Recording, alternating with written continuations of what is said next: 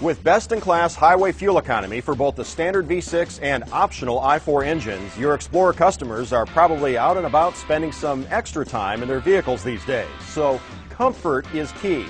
Coming up, we'll explain a few fundamentals you can share with your customers. We'll take a look at seat adjustment, head restraints, the power fold third row seats, and the power adjustable liftgate.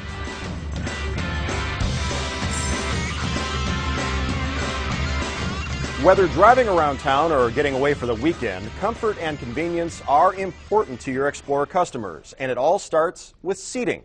Let's start up front with the driver's seat controls. We have an Explorer Limited here to demonstrate. The first control toward the front of the seat adjusts the height. You simply move the center of the control up or down to raise or lower the entire seat cushion. Moving only the front or rear part of that same control up or down will adjust the tilt of the front or the rear portion of the seat cushion. Pushing the entire control forward or backward will move the seat forward or back. The recline control is in the center. Pressing it backward will recline the seat back. Pressing it forward will move the seat back upright. The last control, if the vehicle is equipped, is the power lumbar support. To increase lumbar support in the seat back, you press the entire control forward. To decrease support, you simply push it backward. Comfort is enhanced even more with the 4-position adjustable front seat head restraints available on certain models.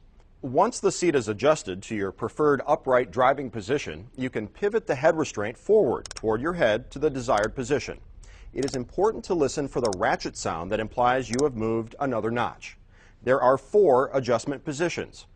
To reset the head restraint, pivot it forward again until it reaches the forwardmost tilt position.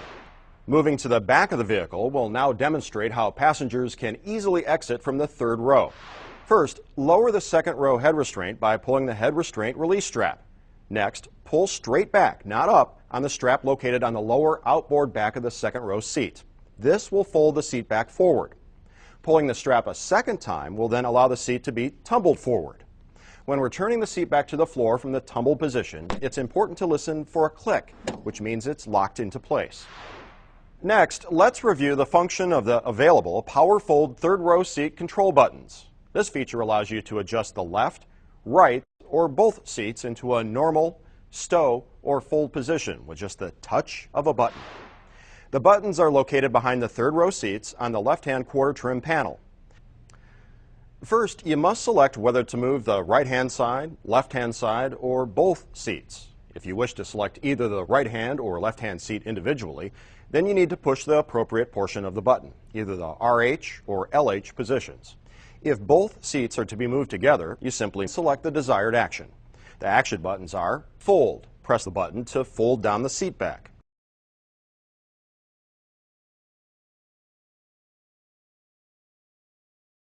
Stow.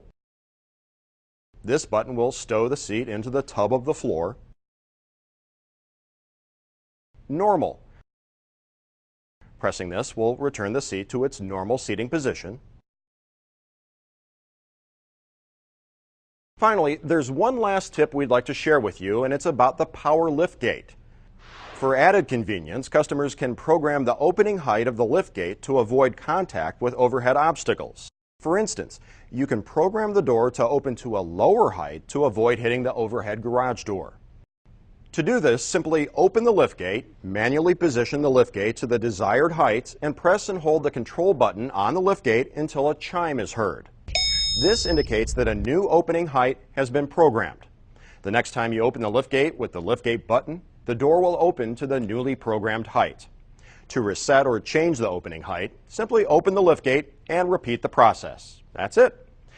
The door will open to the newly programmed height the next time the button is pressed. One thing to keep in mind is that there is a minimum height limit for the adjustable liftgate. If you attempt to adjust the liftgate position below this minimum, the liftgate will not be able to be programmed. Well, I think we've covered some helpful tips that your customers are sure to appreciate. After all, with seating for up to 7 adults and the conveniences of the second and third rows, it's easy to see why your Explorer customers will be doing most of their driving for their family and friends. As always, for more information, log on to eSourcebook.